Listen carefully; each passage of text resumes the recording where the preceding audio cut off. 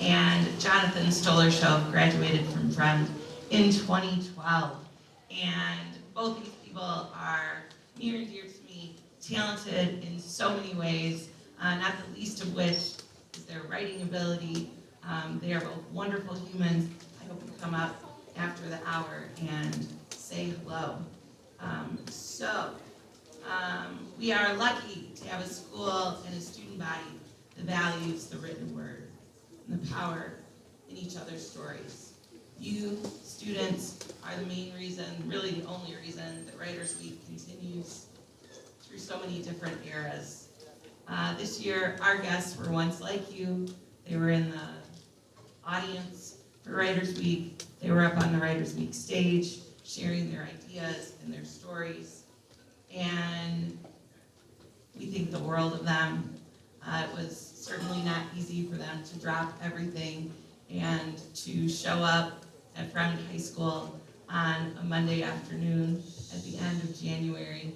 And we so appreciate that they did. We do not take that for granted. Those of you who are sharing your own writing at Writers Week, we don't take that for granted either.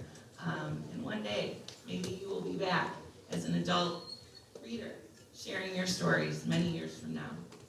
So, as a way to have a little fun with Writers Week 30 and the different eras, in our invitation, we asked each of our graduates to frame their presentation around a different Taylor Swift song.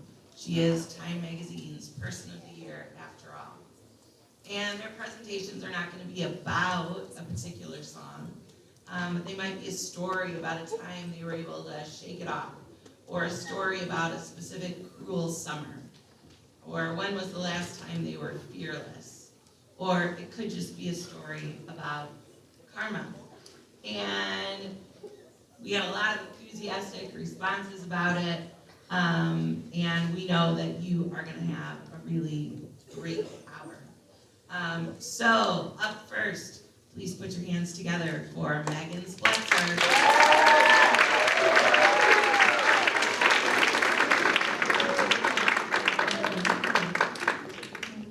Hello.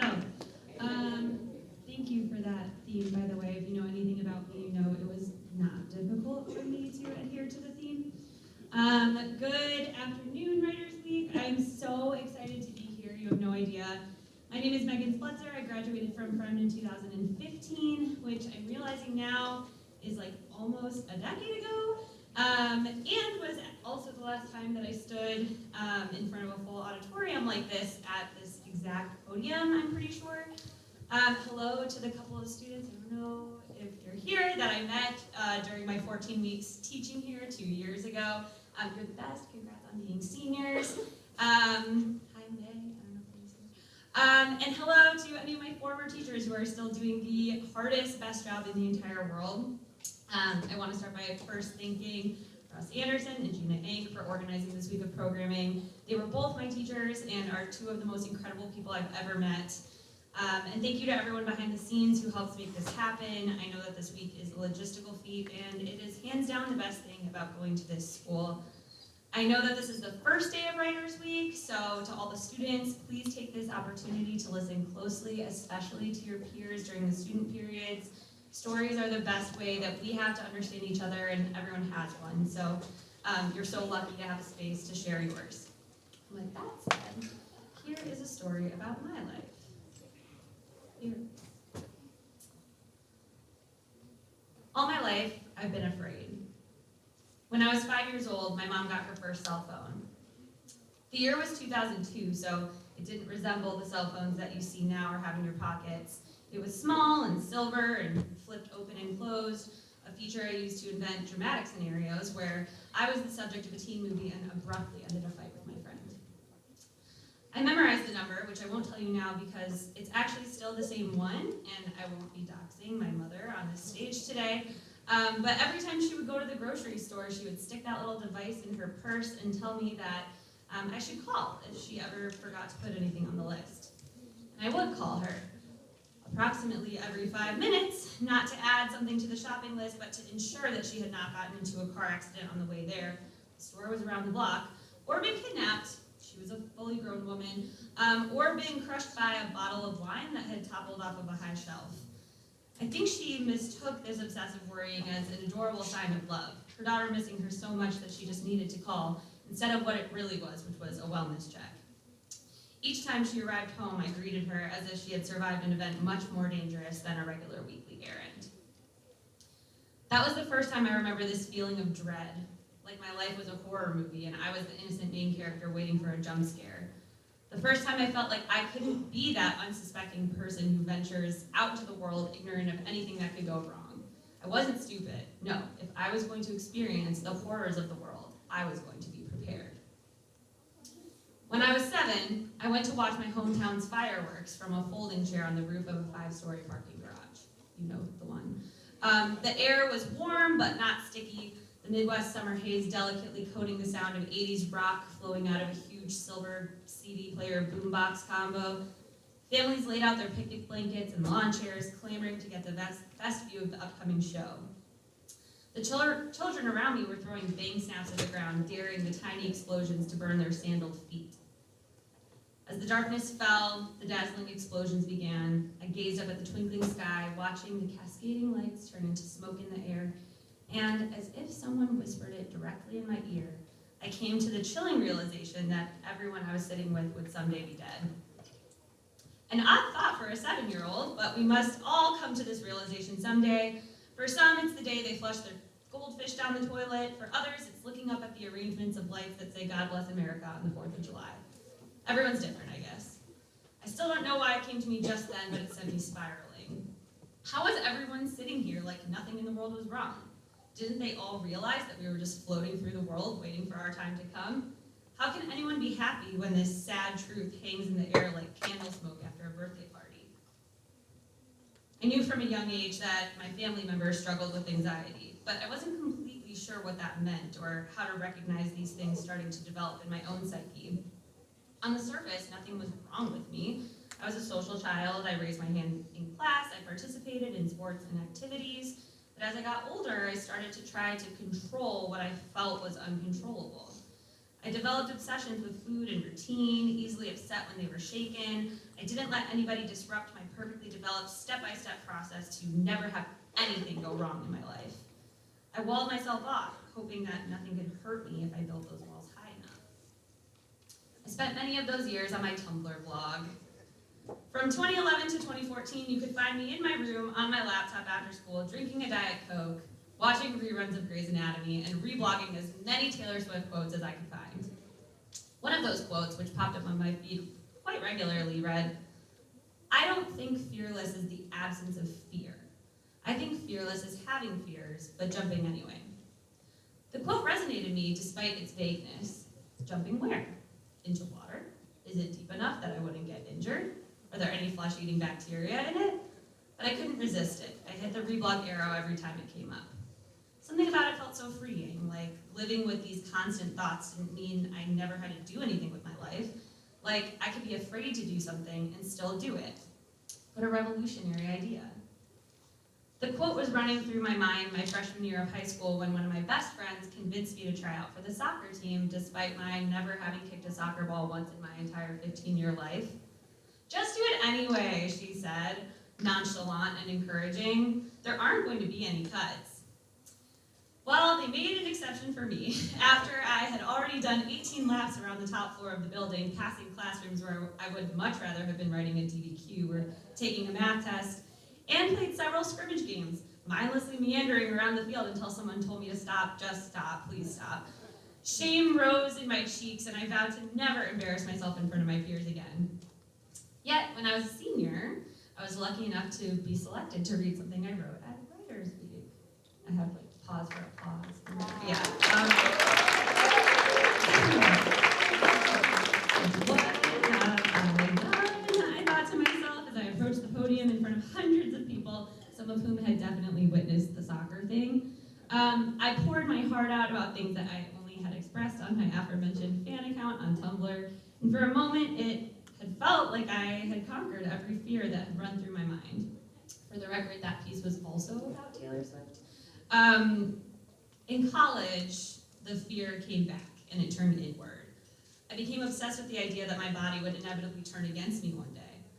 Each bump, bruise, cough, ache, and pain became an omen, in my mind, of something inevitable and terrible to come. I became a regular at my university's health services, popping in between classes and before dinners at the dining hall, convinced that one of these appointments would be the appointment that I received news that confirmed the lingering sense of dread that had consumed me since I was a child. One day, we were playing a game at my apartment's kitchen island. It was an app that asked deep questions about members in the group that we had to answer honestly. Who is going to live the longest? The omniscient phone game asked. Megan, of course, my roommate answered with a laugh. She goes to the doctor more than anyone I know.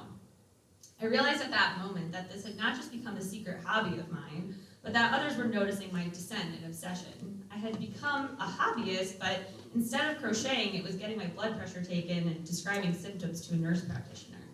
I needed to make a change, so I did. I applied for a summer program in London.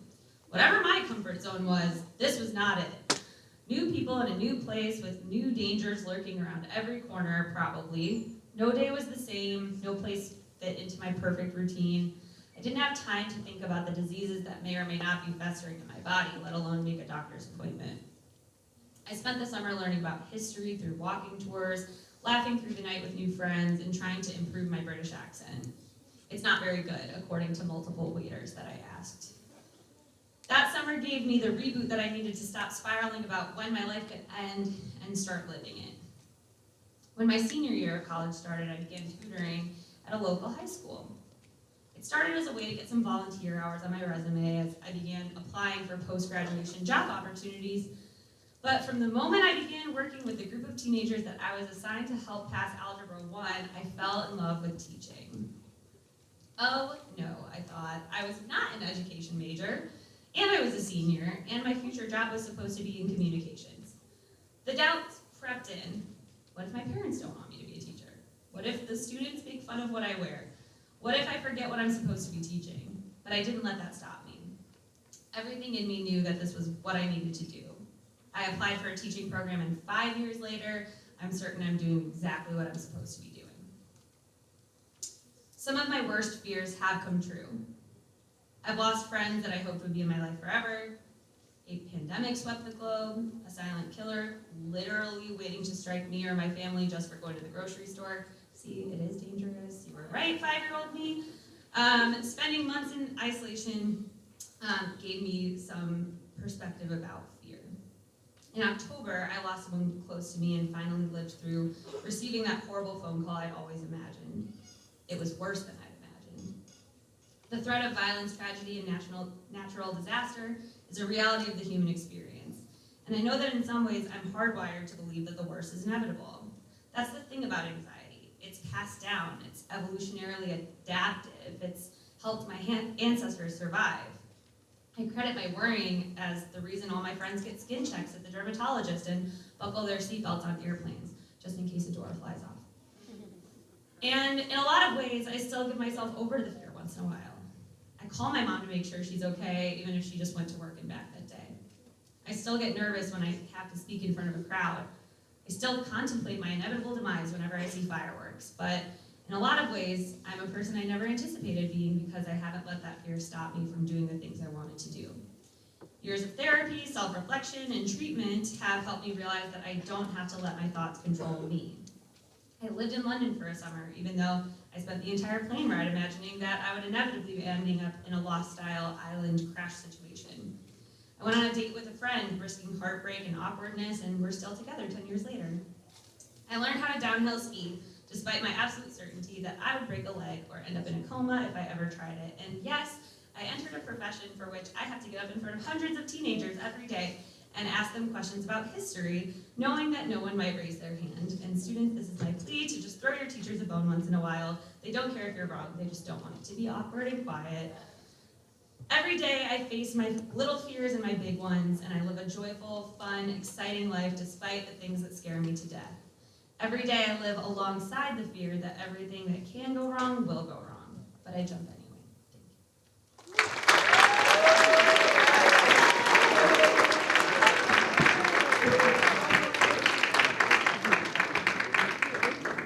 Thank you.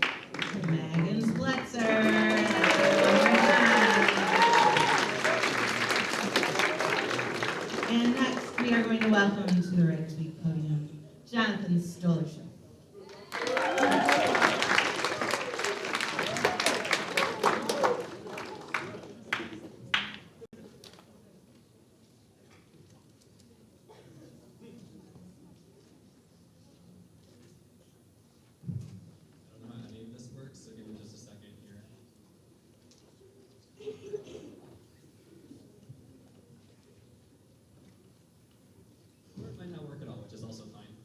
Hi, everyone.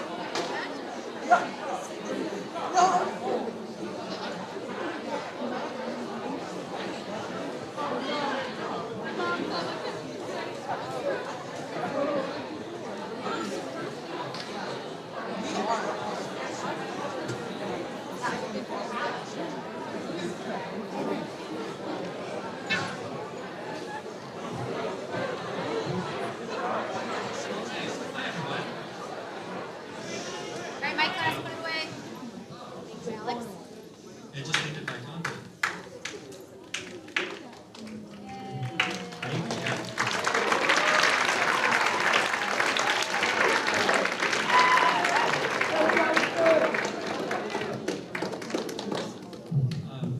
I want to say thank you to Mrs. Hank for inviting me. I'm really honored to be speaking here. It was kind of a surprise email to get, and I'm really happy that I could be here. And I'm also a little curious why I'm here, because I am not a writer, at least professionally. But as of today, I guess I am. Yeah, also great human. Great.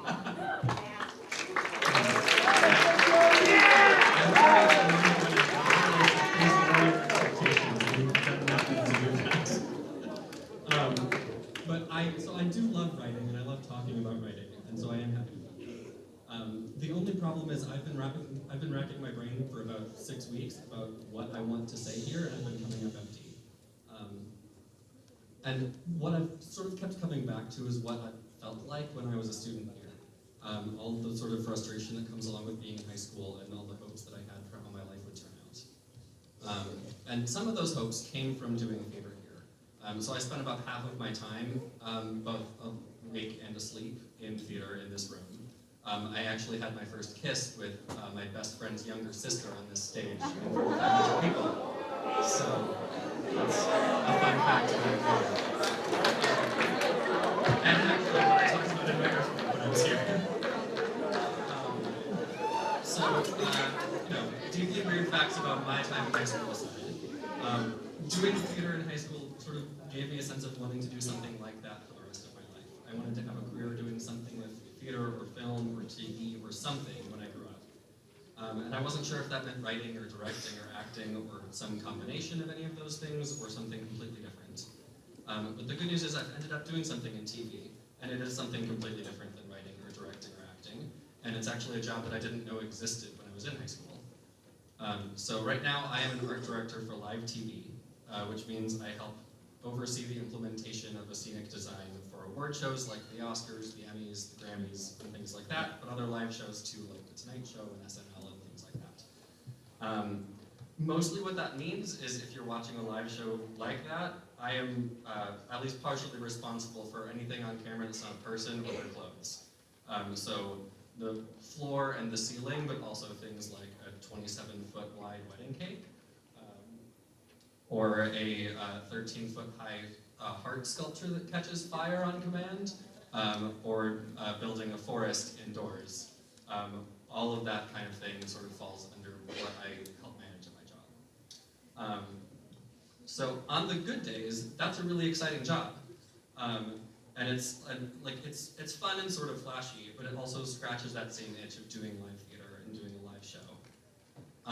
But another exciting part for me is that I get to do geometry and learn about the construction process and materials and see designs that I draw get built in real time and end up on TV.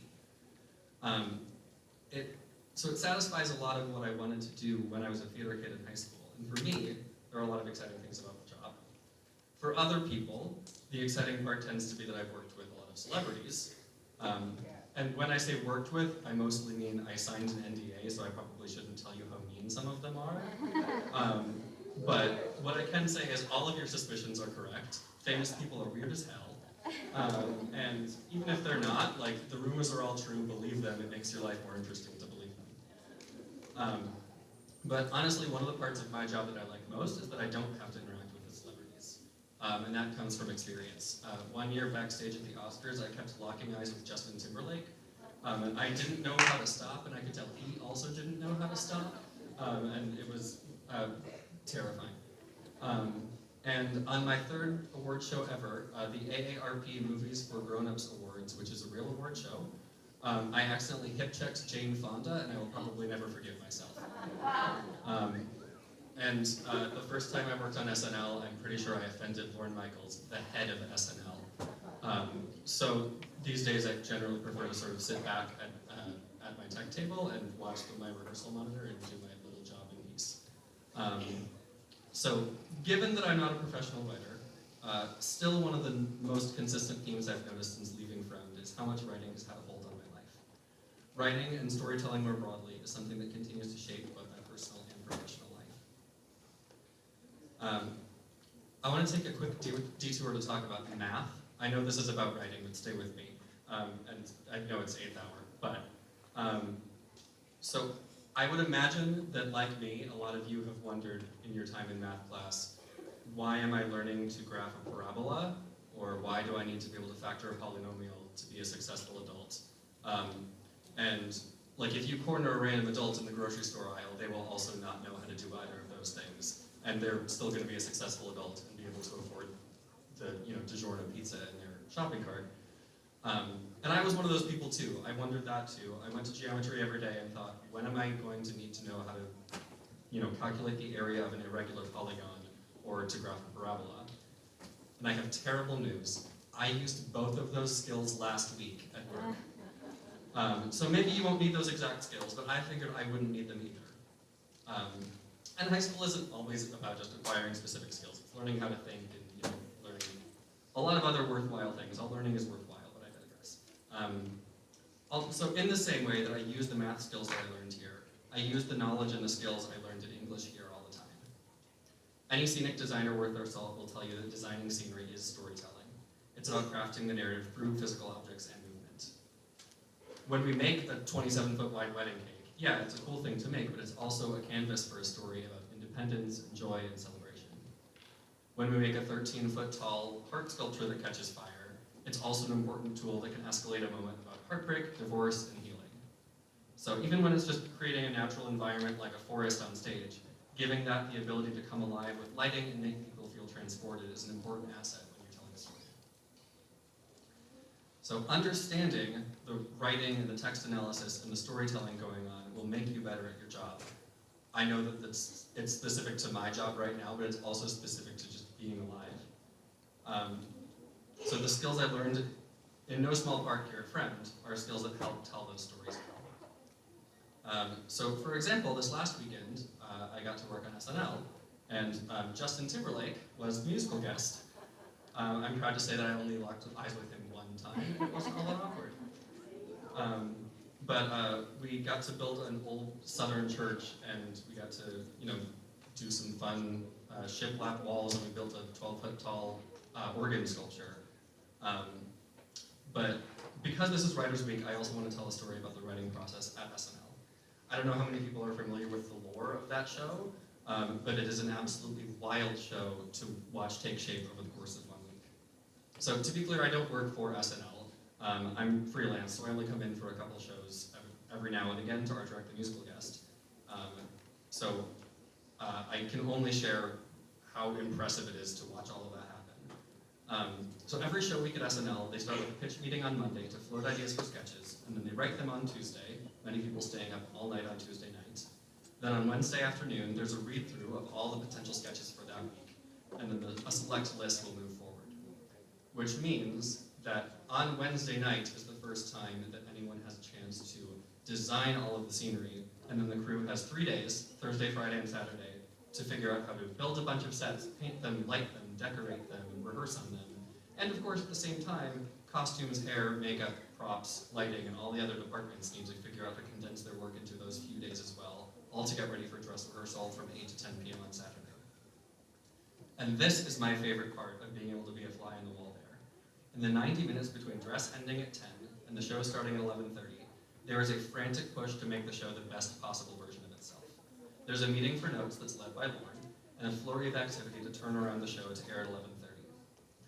Watching that process, all driven by the sketches that have been written for the show, has expanded my view of what writing can be. So when I was in high school, even attending Writers Week, I had this idea that being a professional writer was something that involved making a lot of tea, that it was isolating, that you sat at home a lot. And that's true, a lot of writers do that. I do that when I write terrible poetry. But watching that post-dress meeting at SNL disabused me of the notion that is the only thing that writing can be. This kind of writing is fast and unnerving and exhilarating. Watching the full team of writers quickly go through notes on what lines are cut, whose wig is changing, which sets are going away, how they're going to make someone fly, or how they're going to change the puppet armadillo out for a live armadillo. Whatever they're doing, it's an absolutely insane process. And it's amazing to watch the writers there make a decision that a sketch is cut, for instance, and then the entire machinery of the show springs into action. The scenic team breaks down the walls and reshuffles the flats, the costume team loses some items, adjusts others, reorders their changes, a props person will refresh the flowers that an overzealous actor accidentally destroyed during dress rehearsal. So that's writing too, like it's electrifying. It's all of the things that happen because of writing and the things that happen around it. So now most shows I work on have some amount of this craziness. One in particular that stands out as sort of the most complicated live show workflows I've ever seen is the Eras Tour. Taylor Swift reference. And so, for instance, when you're working on the Oscars, there will be about 20 cameras in the room. The Eras Tour had 40. And watching how all of that unfolds is absolutely insane. So that's what holds the record for most numbers of cameras. But even though that is the case, more complicated than that, or the Oscars or any other show I've worked on, is the Disney holiday specials. I know we're all familiar. In a typical video truck layout, a director will sit in the front row with all the camera angles on display, and around them will sit all of the other people that support that workflow. An associate director, the production supervisor, a technical director, and they're all doing various jobs to make sure they get the shots they need, that the show is running on time, and that it happens like it's supposed to.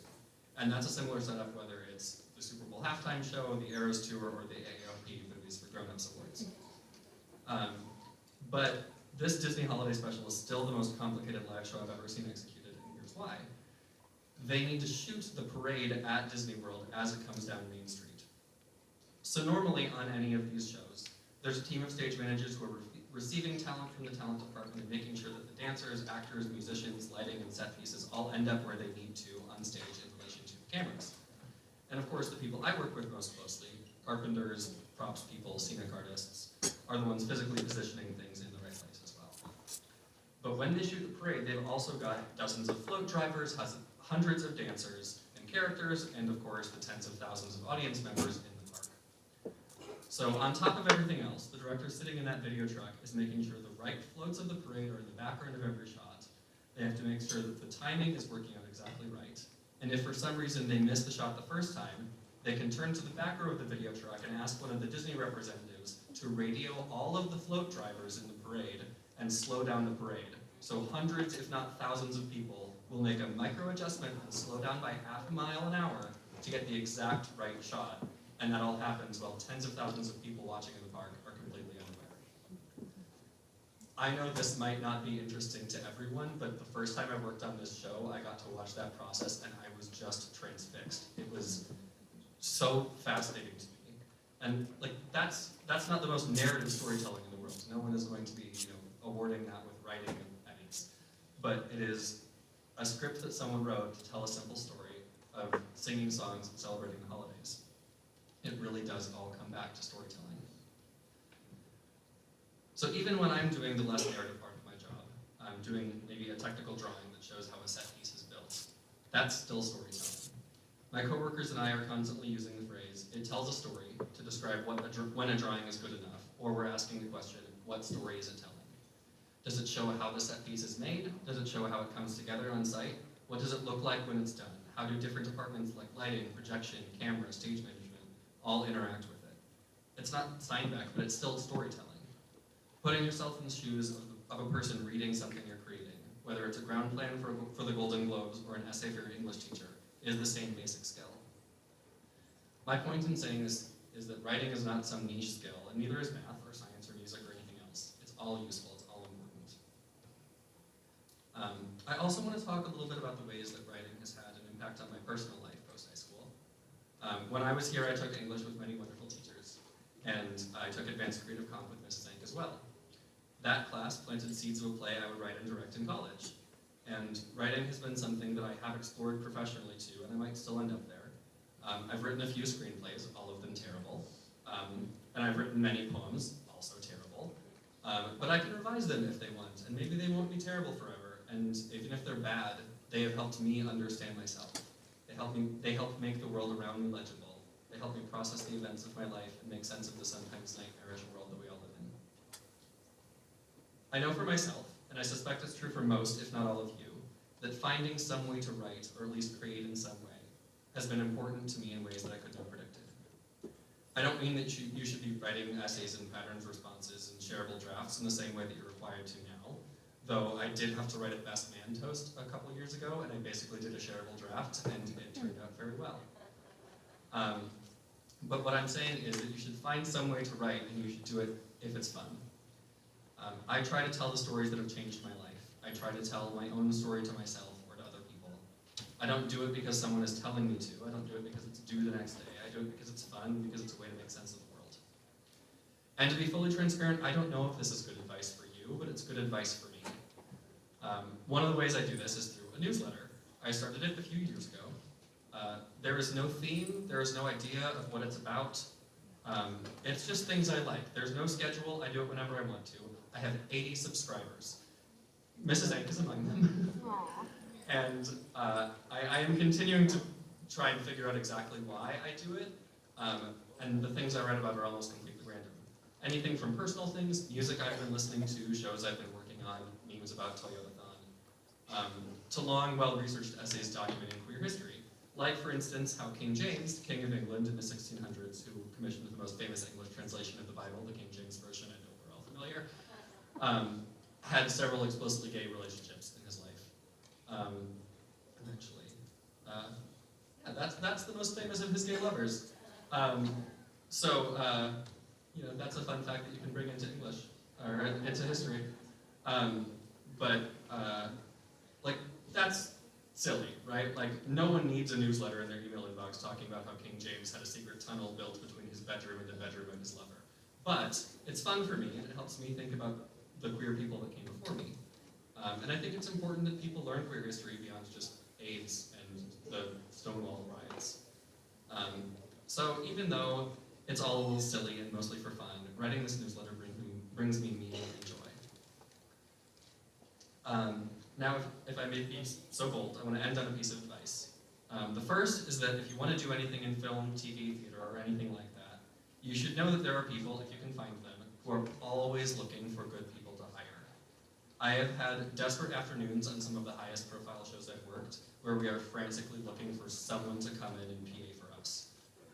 After the Oscars one year, I sent an email to an art director that I work with still, and I expressed